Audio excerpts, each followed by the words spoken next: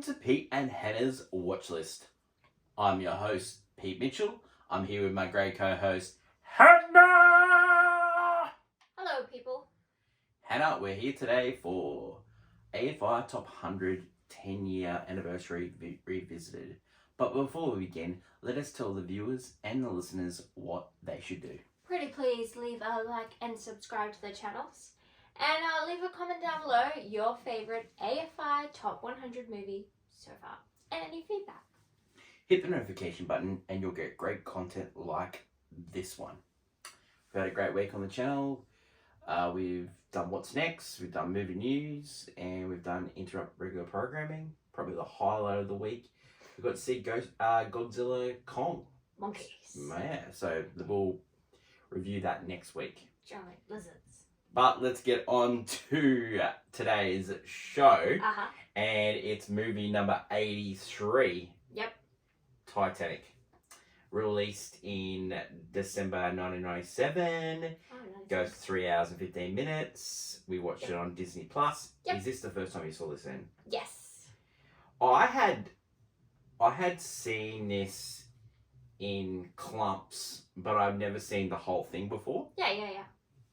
And I don't know, 97 when it was out, I was in high school, and it was the most popular movie at the time. Mm-hmm.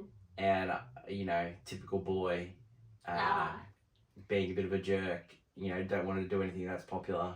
Yeah, no, I understand that. I've been that way. It's probably regret not seeing it. Yeah.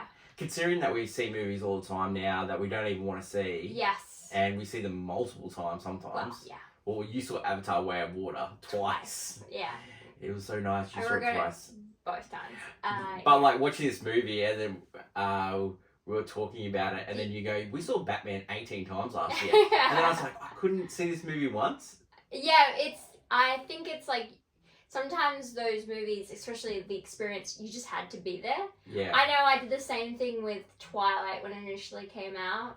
And I just wanted to be like, oh, of course I'm not into Twilight. But then eventually I caved in, watched New Moon, and then watched all of them. And those are movies where you're like, yeah, just had to be there. Because now you look back and they're kind of like cringy. Or even sometimes you look back at movies like this and they're like, this was huge. Like, but why?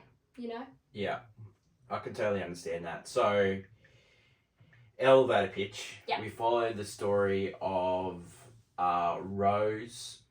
She's retelling her experiences on the Titanic. Yeah. The tragedy that befell 2,200 people on the Titanic. 1,500 people died. 1912 at the time was the biggest ship invented. Yes. Over 90 feet. Big ship. 10 stories. It wouldn't be in the top 70 ships now. No, at the time, huge ship. Huge deal. What your relationship with like Titanic as a pop culture, as a thing of history? Have you looked into it? No. I'm someone who has a huge aversion to boats, water, anything. I'm not a fan of it, as I have a very large fear to it. And especially with the Titanic, it's a tragedy. But then also it's just being used as like a joke in pop culture for like, when things are going bad, it's the Titanic of the relationship or something, And so I guess the name is just synonymous with just like things going down, hill.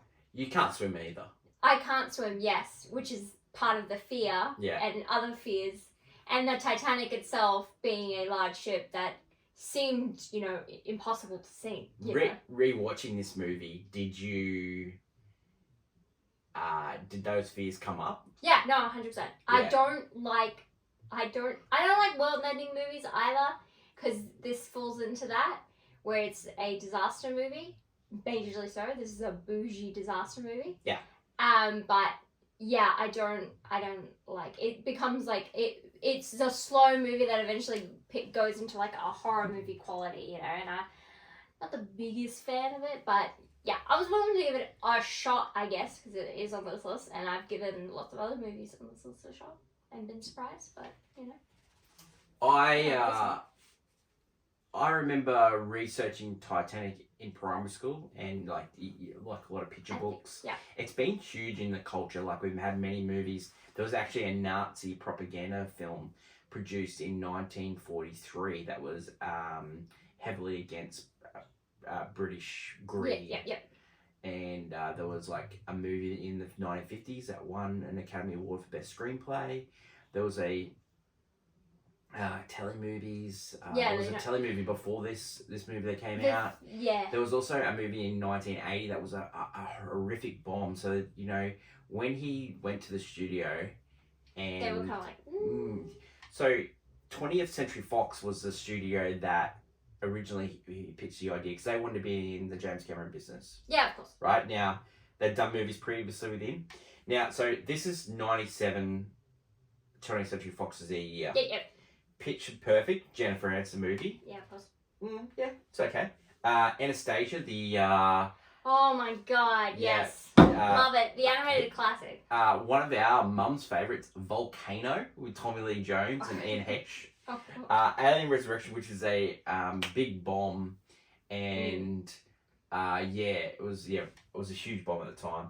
The Wiggles movie, Speed 2 Cruise Control, it was so bad that Keanu Reeves decided to pull out of the movie. Yeah, crazy. Home Alone 3, Inventing the Avatar. I don't know if you've ever saw that one, but it's got Liv Tyler in it. It's got your boy Joaquin Phoenix in it. No, playing a brooding young No, guy. thanks. And Billy Crudup's in it, which is, and then Titanic. Now, Titanic would have been such So- a nice one for them. James Cameron takes the idea to 20th Century Fox. Now, how he came about, because he loves shipwrecks and he loves doing that. He just wanted to go down and explore the Titanic. Yeah. So how Yeah. he sold the studio goes, look, I want to do a movie about the Titanic, and I want to make it Romeo and Juliet on a boat. Roll eyes. And so they go, well, Titanic, yeah, that's intriguing. It needs to be more action-packed. So then he came up with a disaster boat love story. So he calls this the $190 million chick flick. And this is what he calls it. I love that he then just like pats it down. This is what essentially it is. Yeah. And so... This was just to fuel my love for... He goes to them and he says, okay, I want to film actual footage of the Titanic sunken. I don't want it to be... Roll eyes. I don't want it to be VFX. And he used it as a chance to promote the film that they were making. Yeah, so he goes down there in 95, 96 before he starts making it. And so it's just a basic cash grab for him. Yes, yeah. So I would say most humans have morbid curiosity, and his is like, I like shipwrecks, and he was like, I just wanted to do this. Okay, so I cannot believe he called it a chick flick. he wrote this movie, right? Yeah. He came up with the story. He wrote this movie. Yeah. He was directing this movie. It was supposed to go for 138 days. It ended up going for 160 days. Yeah. The budget had blown out to huge proportions. It was up to $200 million. Fox ended up selling the rights to America and Canada to Paramount to get a little bit of money back, because they, this is off the back of like Waterworld being a big box office disaster after being the biggest budget. So they were worried that this movie, and I remember another big budget, I remember at the time, this movie was poked fun at. It was really that he come off True Lies, he come off Terminator, big successes, but when he this Titanic thing, everyone thought this was not going to work. It was, and I remember going to go down like a Titanic. Heaps of critics were saying all these bad things. Yeah. But when they saw it, they all changed their mind. Yeah. So they couldn't believe how they hated the dialogue, they hated all that stuff, but they loved this. I'm glad they hated the dialogue. Okay, so when 20th Century Fox sold the rights to yours, they also said, okay, James, you're going to have to cut 30 minutes, 40 minutes out of this film. And he said, no, I want to leave it in. I will give up all profit sharing in this movie. So James Cameron has made no money on this movie. Yeah. Even though it's one of the highest grossing movies of all time, it's over $2 billion. First movie He over got $1 billion. he got to do his Titanic expedition out of the game. I think he get more of that. The undertaking Sounds for this like it. film was immense. It was filmed in Baja in Mexico. Yep. The studio was 40 acres in size. They built a studio that was 40 acres in size, including water tanks that held 17 million gallons. He still continues to love water to this day. James Cameron's reputation for being a legendary jerk was enhanced. Yeah. Bill Paxton tried to say to people, this guy treats filmmaking as war. So yeah, so you just got to give it up. Paramount wanted to release this movie in early July. Cameron said it wasn't ready. It would need to be late July. Then Harrison Ford got wind of this. Harrison Ford was getting a movie coming out called Air Force One. Oh. He said to Paramount, if you do this, I'll never work with you again. They had a legendary relationship with Harrison Ford with Indiana Jones and such. Yeah. And so they pushed back Titanic to December. Then Cameron still wasn't happy. He said he wanted an overseas release. He said he wanted to premiere it outside of America. And so he premiered it in the Tokyo Film Festival. Okay. Yeah. Wow. So he got his way. 20th Century Fox, who was the overseas distributor, said, yep. Sure. Yeah. Whatever. So get what he wants. As long as you're happy, I don't care at this point. They had test screenings of this movie. Now they told people before they turned up that they were going to see Great Expectations, which was a movie that was released in 1998, starring Ethan Hawke, was a remake of the classic. When they were in the cinema and Titanic came on, they thought, oh, it's just gonna be a preview. Well, it was the actual movie. The audience was blown away. They had to make some cuts. They cut out a scene where Jack fights Billy Zane's offsider for the diamond, which you can see him later with the red blood, but it just didn't work. They also cut out bits where Rose and Jack and just a few different things. More like stuff they had. Yeah, so we'll go into more of that when we go through the scenes. Okay, so let's talk about the people that were making this movie. So James Cameron did all of it. He wrote it, he produced it, he directed it. He also produced it with his long-term producing partner, John Landau, who's done the Avatar movies with him. Yep. Cameron's filmography is just epic. It's Terminator, Aliens, Abyss, Terminator 2, True Lies, Avatar. He was the only person to be nominated and win for editing, producing, directing. Yeah, directing. He won it all. Actors, we got Leonardo DiCaprio. He started in Growing Pains. It was found in movies with What's Eating Gilbert Grape. Started in Romeo and Juliet. That's what got him in this role. Kate Winslet was in the Peter Jackson directed movie Heavenly Creatures, which was in the mid-90s. And then she starred in Sense and Sensibility. And in 96, she starred in the Kenneth Branagh Hamlet. Oh, yeah, I've heard of that, yeah. You get the great Billy Zane, who was the main star of The Phantom. But he was one of his iconic roles was one of Biff's offsiders in Back to the Future. Nice. Bill Paxton, they'd worked together a few times in Aliens and True Lies. Yep. Played that great guy in Twisters as well. We lost Bill Paxton a few years ago, but he was, it was amazing. Love Twisters.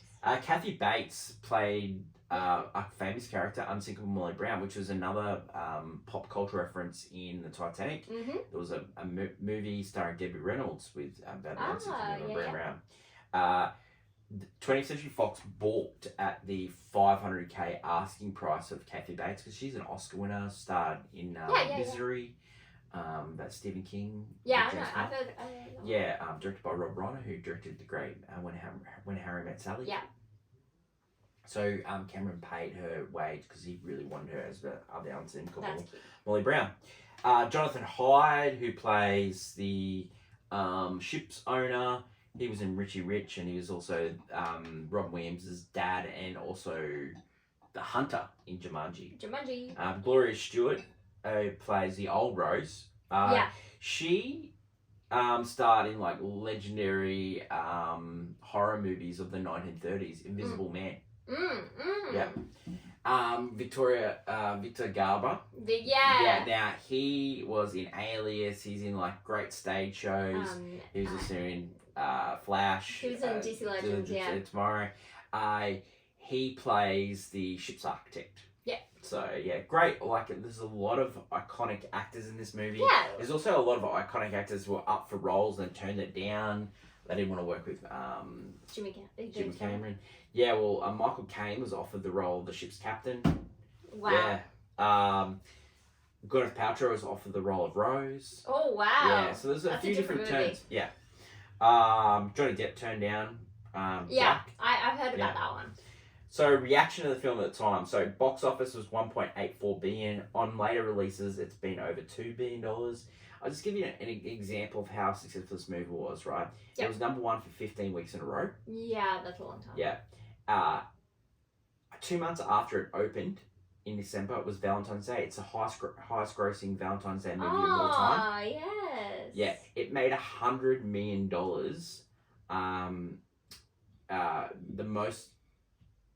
The most amount of $1 million days in a row.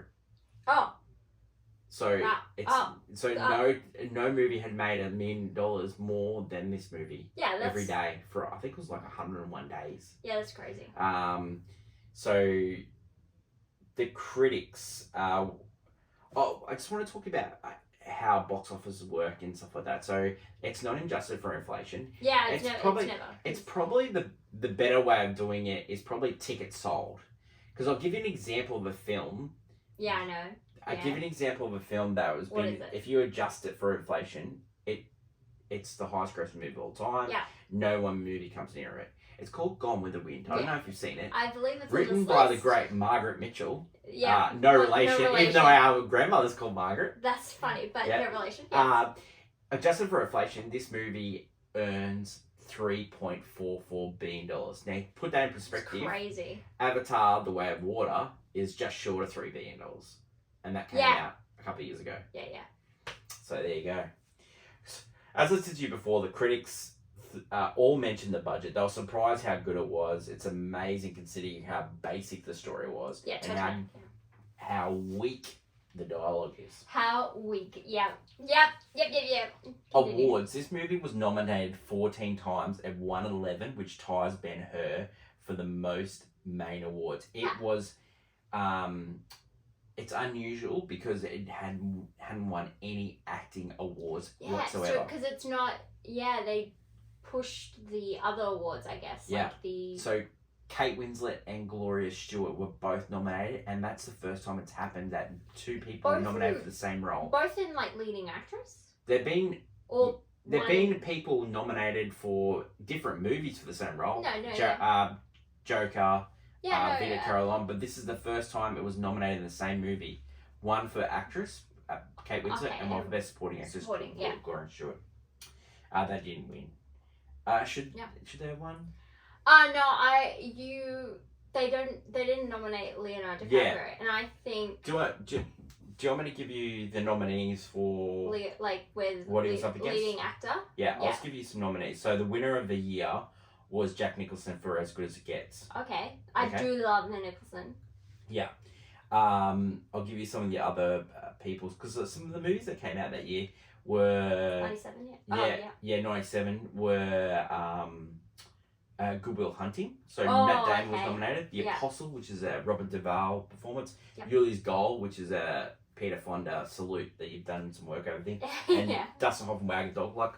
Really, I've seen Wag the Dog. Probably didn't deserve it. Leo could have got nominated for that. Leo should have got nominated. Yeah, and Damon, Damon was great there. But Nicholson, that's an all-time performance. Yeah. I was gonna, when you say Nicholson, I was immediately like, sorry, don't touch it. That's one of those names. Do you want me to give you the best picture nominees? So they only had 5 that year. Yeah. I'll give you some of the nominees. So As Good as It Gets was nominated. Oh, yeah. Full Monty was nominated. Good Will Hunting and LA Confidential. Good movie year. Yeah. It's a good movie year. Solid. So let's give some of the other ratings.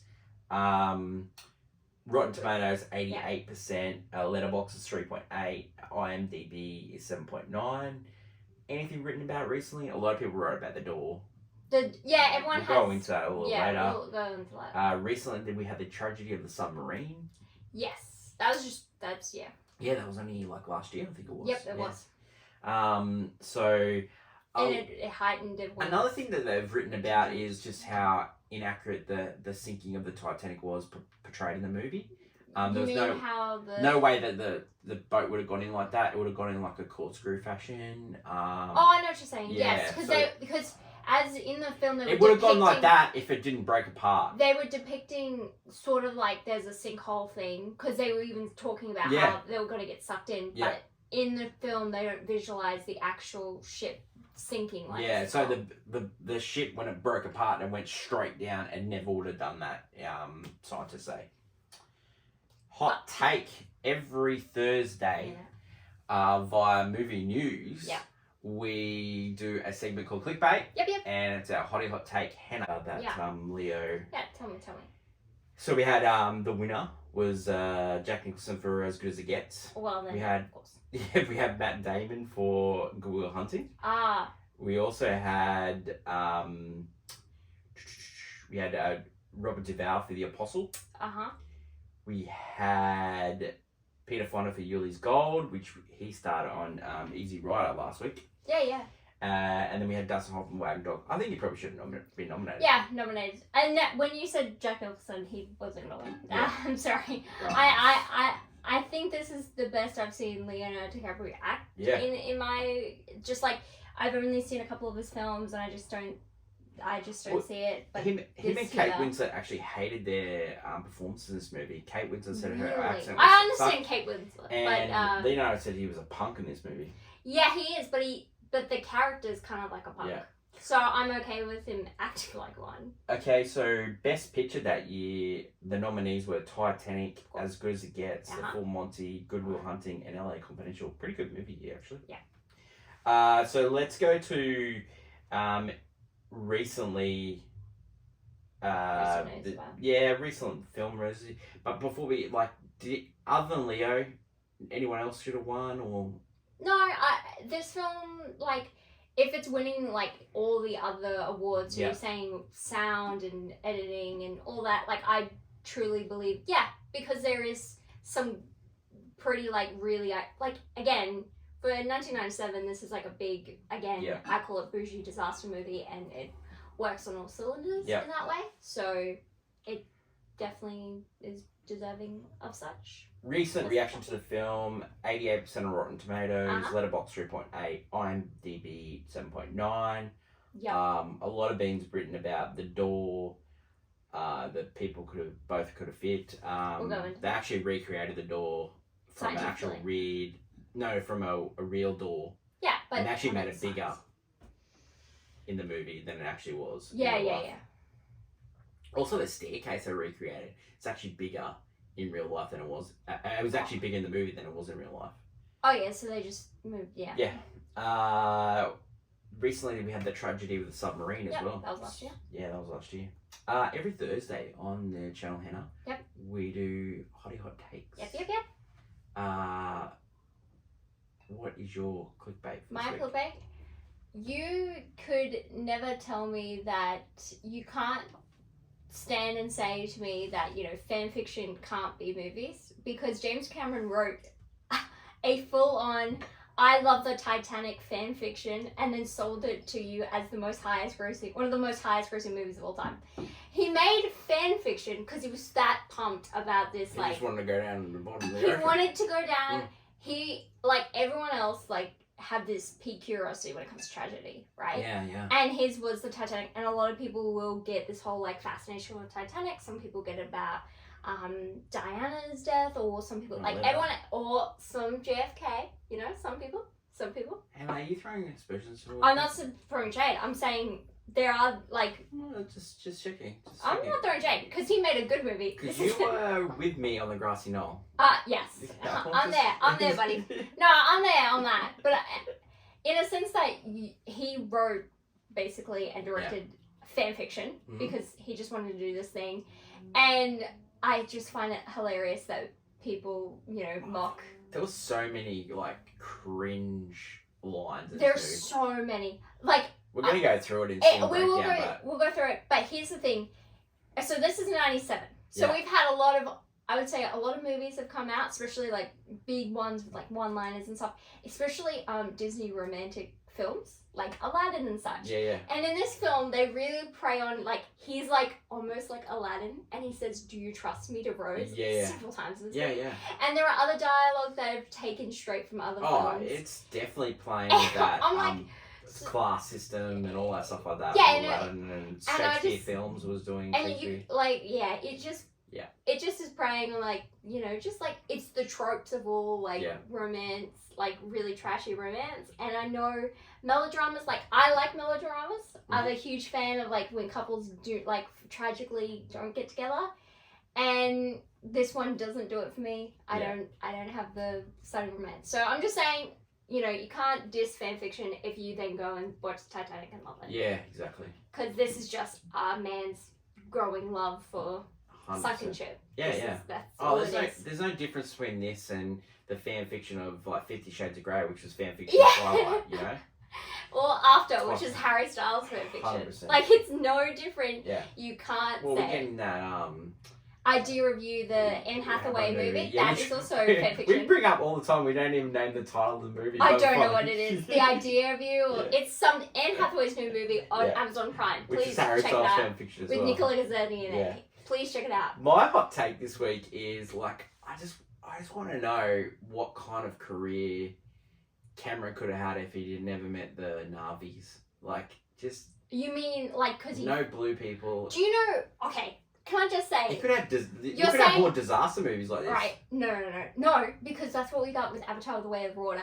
He was so like, I miss the Titanic so much that the Avatar: The Way of Water is set all during the He loved water. those tanks. And then the end part of the film is set on a boat that's sinking and they fight in the boat. I'm not joking, this is real. I don't spoil anything because it's like, this is just the same You just saw him in the wrong order, boo. I saw half of the first one.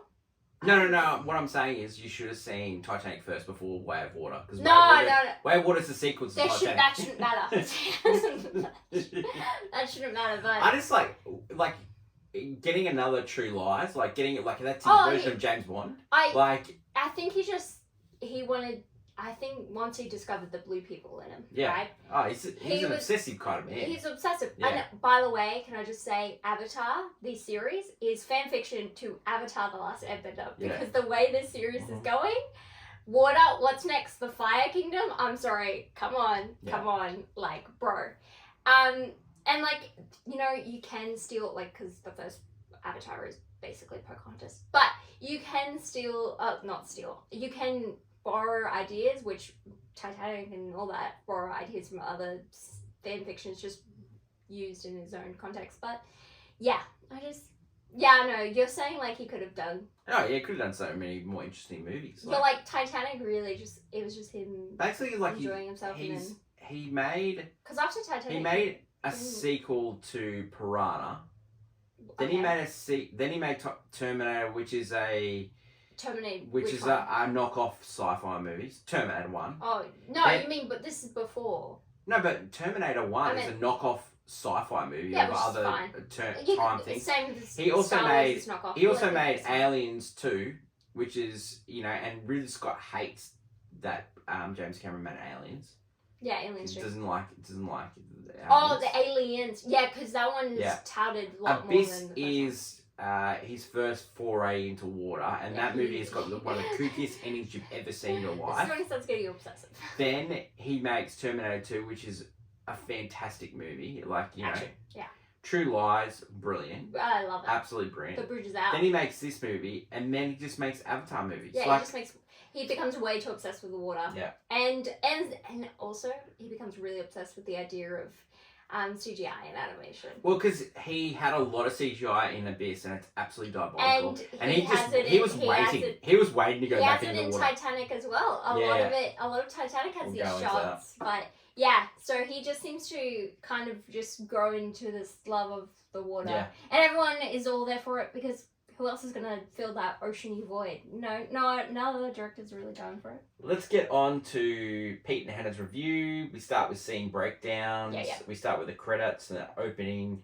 brown, grainy footage. Let's talk about this. Yeah. We're talking about the start of the film. So Yeah. the film sets up Bill Paxton and... No, well, it's the grainy opening footage first. So the actual Titanic. Because you come into a movie that says Titanic. And because it's, this is the similar, like, you know how JFK starts with... Whoa. No, I just wanted to bring up in the sense that when we're bringing up the fact that people... Hey, you love bringing up JFK. I know, but don't bring it up in a negative connotation. No, this one it was a good context. In a way, it was setting up the story, showing the clips. I'm going to let you talk. Right? Setting up the story, showing all these clips and actual thing. This one shows like a very short clip, and again, there's not much that happened. That what they would have filmed. That was filmed, yeah. But there wasn't a lot of. I would say they don't set up the scene of Titanic, like why the boat was made, why any of this. They don't set it up. They just literally. It was going to be one of my points. Now I know they've made other Titanic movies, but. But this is like the big one. If you get this movie right, where you start with the design of the making of the movie, you make Victor Garber a bit more of a star.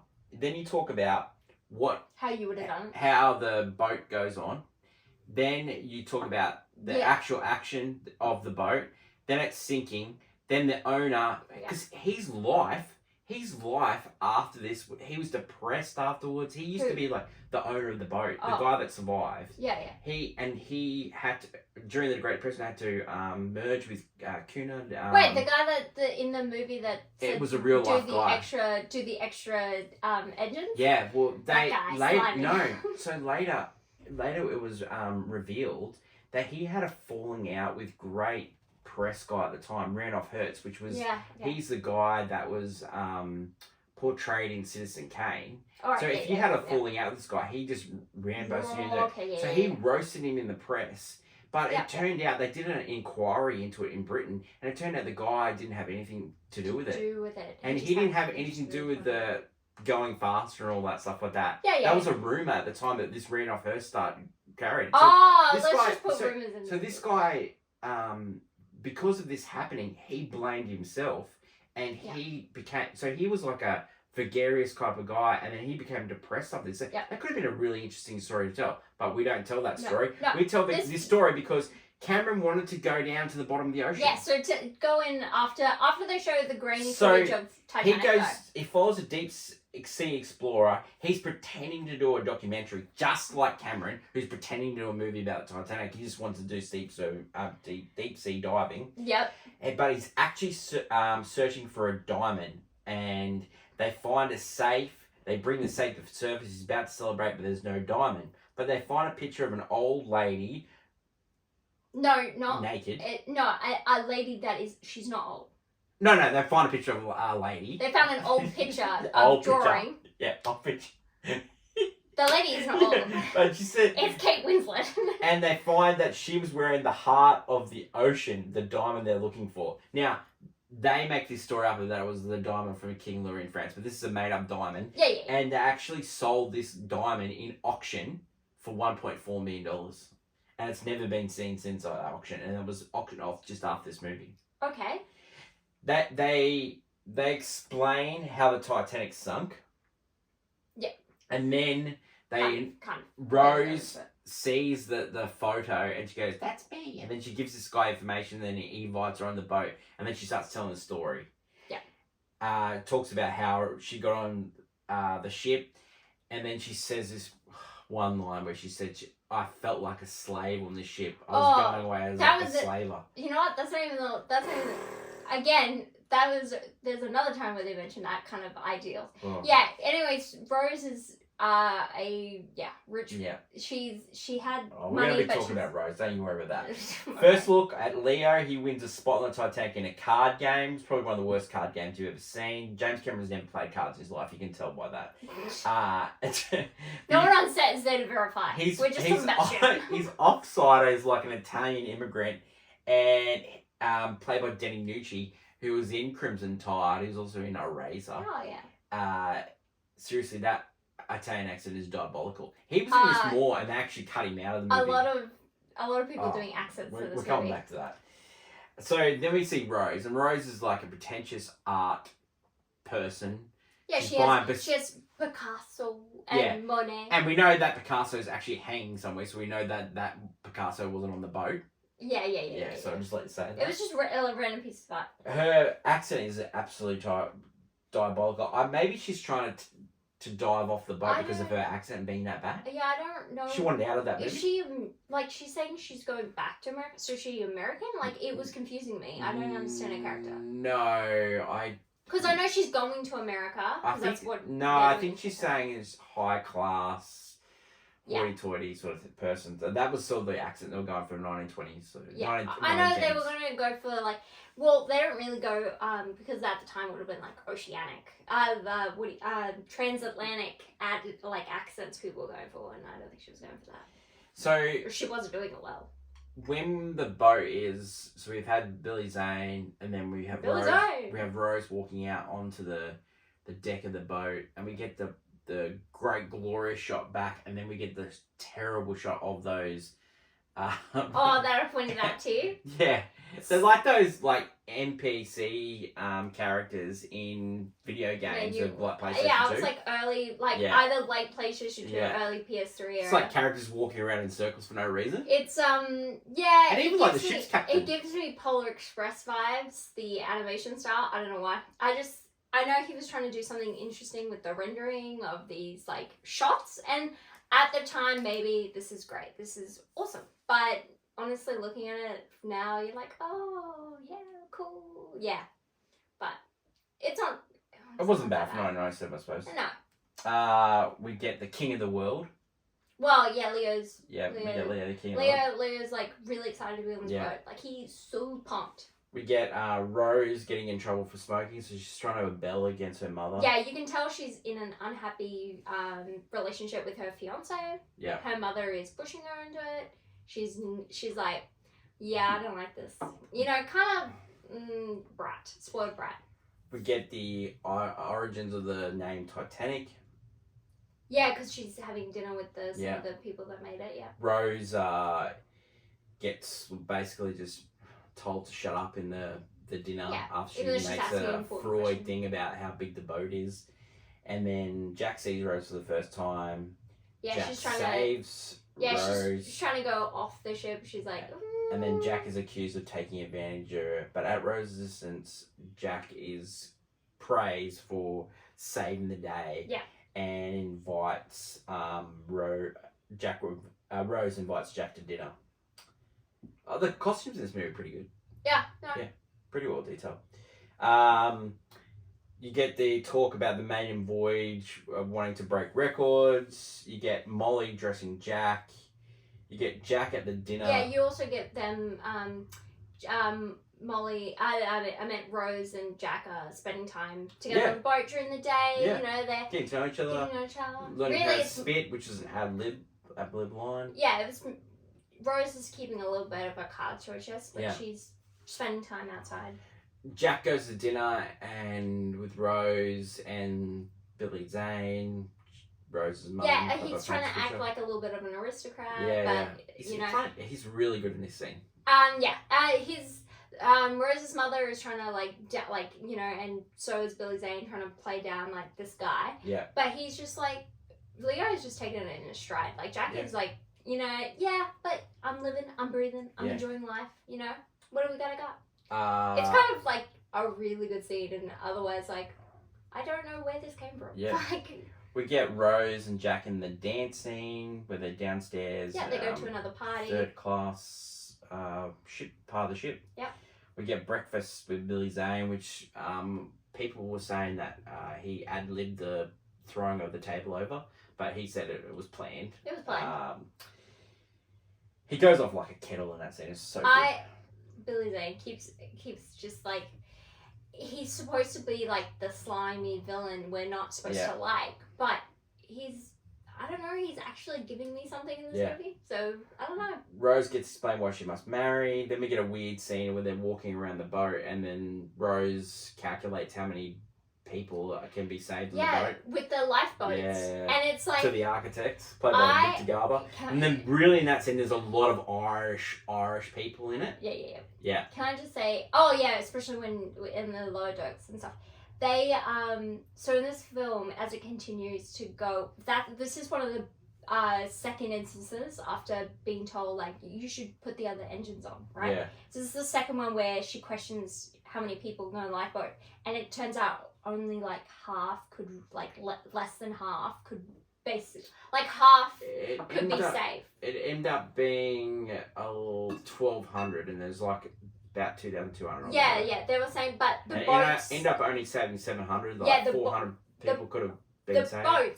Their boats are only half, and Victor Garber praises her for like realizing it, and but this film continues to build like kind of a case of like things that went wrong on this boat. Yeah, and these things have been debunked recently. Yeah, like many different things. The architect of the boat wasn't the problem. The boat actually performed really well.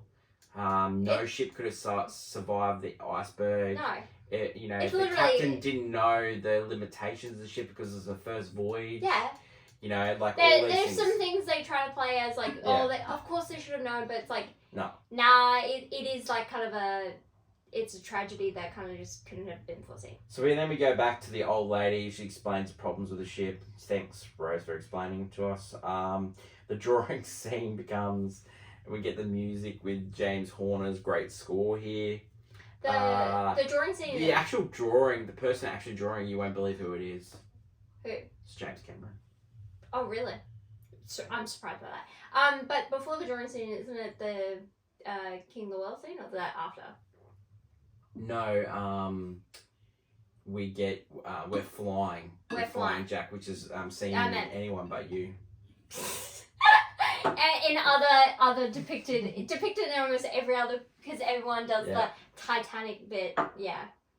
Then they get chased down by Billy Zane and the Offsider. Yeah, because they try to avoid capture and they hide out in the car, and then they make love and they have the hand on the glass. Yeah, this was the steamy love scene in the garage. Can I just say something?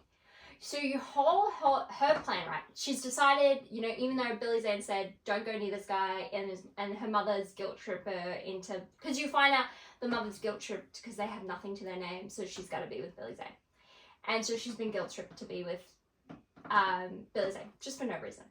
And so her big plan is that she's realized, I don't want to be with him, I'm going to be with Jack.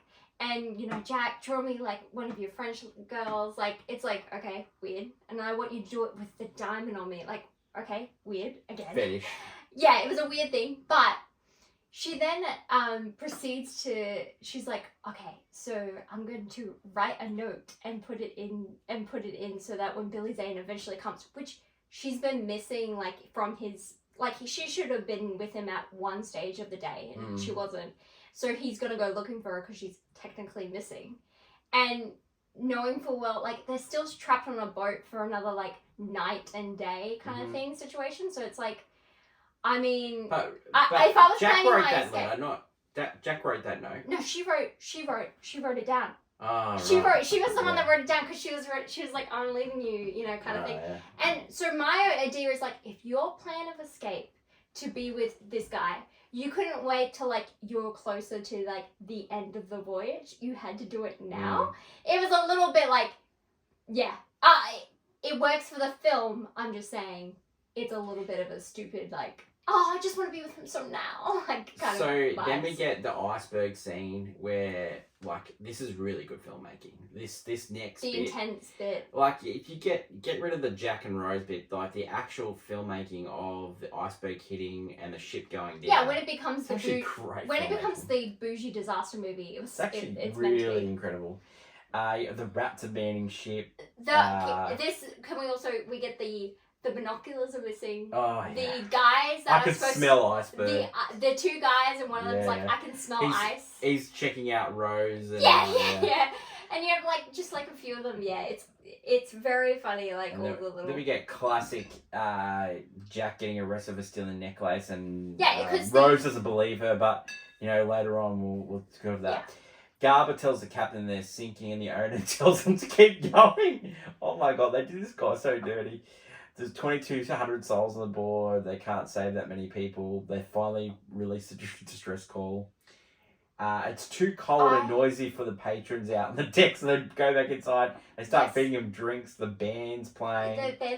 And so I love because the whole idea again with the Titanic is that there was the people, the rich people, and then down below deck you had all the kind of lower class. Yeah, this is what Cameron's doing here. He's really a class. He's talking about that, and so the upper decks you had people come and gently go, oh, you gotta get your life vest on, and you gotta orderly do this, and then down the below decks they're like, get jackets on, and then you're locked in here until we say so. Like it's like. But they're like upstairs, like, no, this is not real. I'm gonna have a cup of tea in my room. They're like, oh, when I come back, have the tea ready. So they're saying women and children first, which is a code for we're not going to get everyone on the boat. The fireworks goes off, and the people love fireworks. There's flares. Then we get I believe. Rose's mum, all-time villain. She's like she's a villain of this movie. I really think. Rose looks at Billy Zane, and then Rose searches for Jack. Yeah, because she's like, I'm determined. I'm not done. Yeah, gives up being polite. She starts. Yeah, she's like, I don't want to live. I just want to be with Jack. She goes down a lift, and she runs into Victor Garber. He says, no, you got to get out of here. And then she goes down in the lift. And I don't know how that thing works, and it's underwater. Well, the power's still going. And then you get the iconic line where Jack goes, why are you down here? And Rose goes, I knew you didn't do it. I somehow knew. I always realised, like, you didn't say yeah, anything. It was Rose. delayed reaction. Rose gets an axe, misses the mark in practice. This is some great stuff. This is like, yes, I did like this bit. I thought that was actually funny. We get the pan shot of like the actual boat starting to sink, which the night sky. Yeah, the way they keep cutting to the actual sinking of the ship is pretty great. The boats weren't even being filled, like you're starting to see some of the flaws of this entire operation. Lower class has been held back, which you've already mentioned. Billy Zane paying people off to get on boats, but then he's about to get on a boat, and then he's so petty. Then he realizes Rose is not anywhere, so he goes, "No, I'm going to go get my revenge." And then he realizes that he's given the diamond away to Rose. No. He doesn't realize that until he finds Jack. Because you realize what he finds out is that Jack and Rose are on a different boat getting ready, and he's like, nah. Yeah. I've got to finish what I started here. Tries to give Rose his jacket and then he doesn't realize until he's like, oh, my diamond was in there. So Rose gets on a boat and looks like she's going down, and then she gets off the boat. Yeah, if she stays on that boat, Jack survives.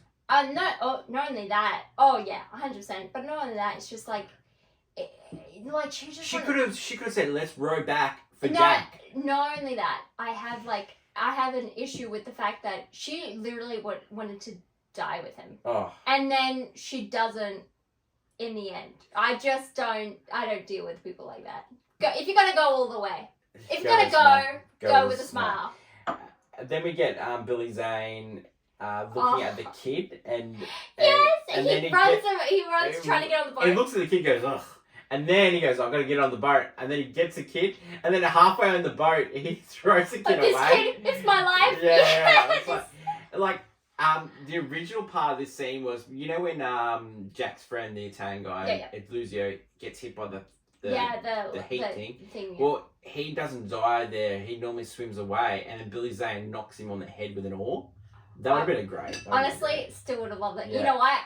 Billy Zane playing the smarmy, he's the selfish guy, but you had all the rich people there. So we get suicide of Murdoch.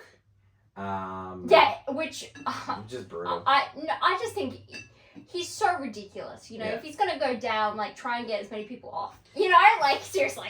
And then you get Victor Garber saying to Rose, "So sorry that I didn't build you a strong enough ship." Oh my god! I cannot believe that was no. He said young Rose. He didn't say Rose. He said young Rose, and then he said, "Take this, Rose." And I could not believe what I was watching. I was like proud of the man going down with his ship, but I was like, are you serious right now? And then She's just a woman you met on the boat. And then we get Guggenheim saying, "Sir, you need a life jacket." He goes, "No. I need to look good."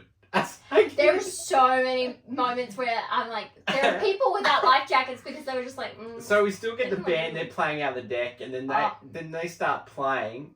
So they're about to quit playing, then they start playing again, and then because they they're play. not gonna make it off And it. they play a song. The song is called "Playing Nearer to God." Cameron, it's the best. This is like this bit. I was Oh my like, God. oh, like. And so you get Nearer to God play, and Yeah. then you get to see the couple, which is staying on the bed together. Yeah. That's actually a real couple. They were the owners of the Macy's department stores, and they died on the boat. So he sprinkled a lot of this in. That chef that was on the end of the boat, some. he was actually real, a Yeah. chef. So this is like this. They didn't even get off the boats. The boats. So in the Lufthansa disaster, they had enough boats for all the patrons, Yeah. but the time it takes all the boats to get down, it takes too long, and so they haven't got. So you can literally not get enough patrons when you get an iceberg hit. That's what they're trying to say. Yeah, no. Yeah. Master craftsman of the boat sinking. The sheer panic of being in that water once they're in the water is just Oh no, it's good disaster trash. And then we get the Really door scene, which look. Okay. Yeah. Okay. So one, again, many opportunities for Jack to get a life vest. He does not procure one at one stage, like at all. Anyway, but besides that point, the whole idea is like the whole like, oh, they both could have fit on it or whatever. It doesn't matter. Are you too good for the life vest, Jack? Are you too good? I know, right? It doesn't matter. One, and they could have swapped positions at one stage. So Yeah. she was in the freezing water. He had some break. You know, no. She was like drifting off, and so she didn't even realize when he was gone. But, like, they could have swum for another. Oh, he could have started Debris. with another driftwood at Yeah. one stage. But not only that, it was just like she could have gotten off that boat Yeah. and you know done what he wanted, which was for her to live. Was Rose the actual villain of this movie? Well, she's in a sense that like certain other characters I love, they are Are usually you the saying villains of the Billy plot. Zane's the hero, real hero of this No, movie? I wouldn't call him the hero, but I would say I totally enjoy the pettiness of him. But I think it's ridiculous to want to, be with this man even in your last moments and then be like, not even realize when he's gone. It's like, oh, it's tragic, and like, I'm going to live on for you, Jack, because that's what you wanted. But like, you could have done that earlier and he could have been alive. But whatever.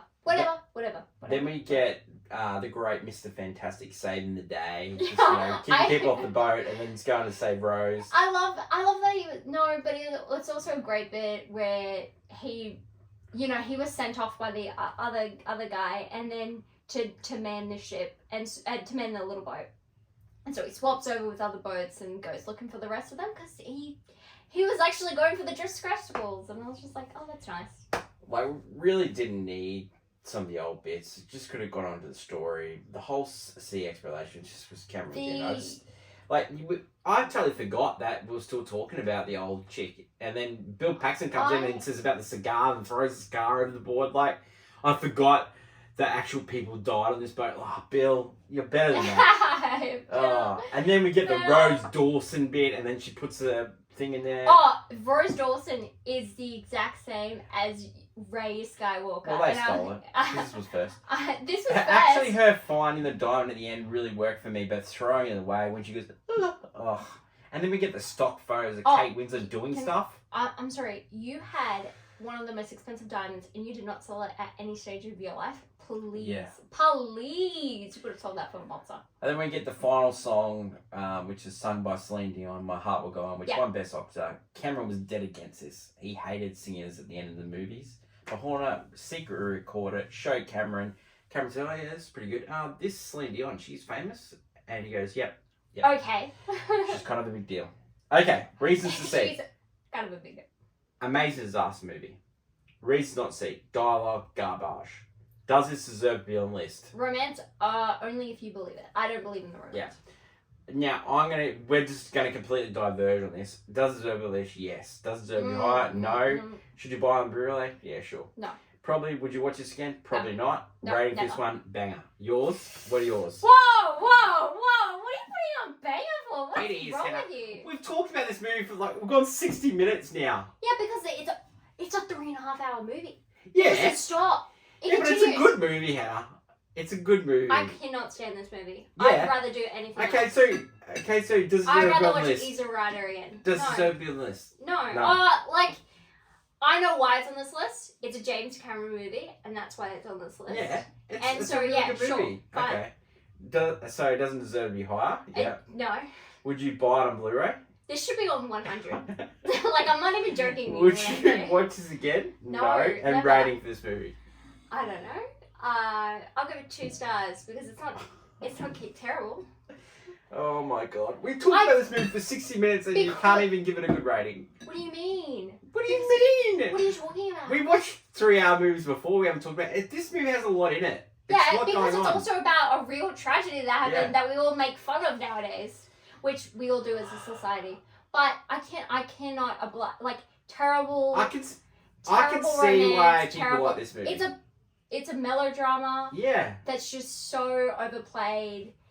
The dialogue's terrible. The disaster. I thought I was gonna have an epileptic moment during the disaster scene because there's this flashing light bit, which is great and all, but it was just so intense. And also, I don't dig water. Okay. All right, I don't dig it. I don't dig it. All right, everyone. Hannah doesn't like this movie. So I don't like let's this movie. let's talk about the You movie can't we're going to choose talk from about one. next week. Yeah. Sunshine, which is a silent movie. It's our first silent movie on the list. It's going to be new movie number 82. You can actually watch it free on YouTube, so definitely That's do what that. we're doing. Leave feedback, good or bad, and we'll read the best ones on the show. There's going to be some feedback on this one, I'll tell you. You can like, follow, subscribe on all our channels. Please. Sorry, put up with us for an hour. The only talking people about that this like this movie are the people who saw it at the movies, or if you saw it at like the tender age of 10. I'm gonna be, right? I'm gonna That's be it. fun editing this one. That is my lovely co-host Hannah. Me. Yeah, I'm Pete. Long live cinema, including this film works of James Cameron. What? I just love how you hate this movie. Can we talk about True Lies? I actually like that one. You brought up JFK more than you actually brought up. Because I This enjoyed movie. that 3.5 hour movie about the president. Yeah. Thank you very much. I got something out of I that. started again. I'm really sorry. Thanks everyone. Until next week with all our lovely content and sunshine on the AFI Top 100. It's bye for now. Bye.